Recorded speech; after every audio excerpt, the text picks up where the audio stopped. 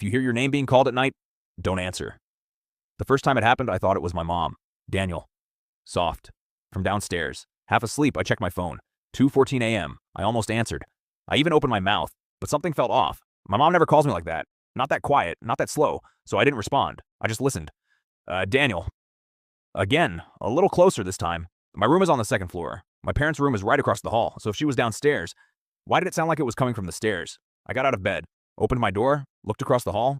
My parents' door was open. That was weird. They always close it at night. I walked over slowly, heart pounding, pushed the door open a little more. They were both asleep, dead asleep. And then, from right behind me, Daniel. I froze. It wasn't downstairs anymore.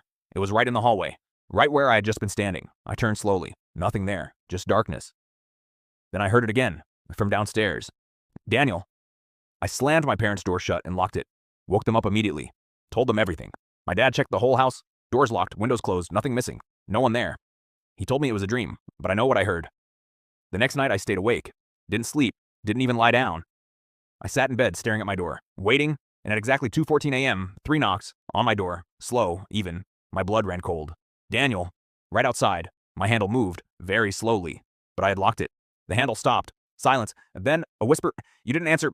I couldn't move, couldn't breathe. That's okay? A pause. I'll come closer. The knocking started again, but not on the door, on the wall, right next to my bed. 3 knocks, pause, 3 knocks, and then I realized something that made it worse. The voice wasn't outside anymore. It was inside my room. I turned my head slowly toward the corner, and that's when I saw it. Something darker than the darkness, standing there, too tall, head tilted, smiling. Daniel. I shut my eyes, started screaming. My parents burst in, turned on the light. Nothing there.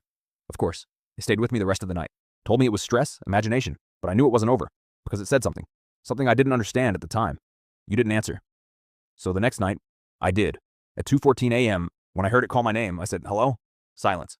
For a few seconds, nothing. And then, right next to my ear, something whispered, good. The next morning, my parents told me something strange. They said I came into their room at 2:14 a.m., stood at the foot of their bed, and just watched them, smiling. I told them that wasn't me, but they didn't believe me. And honestly, after what I heard that night, I'm not sure I believe me either.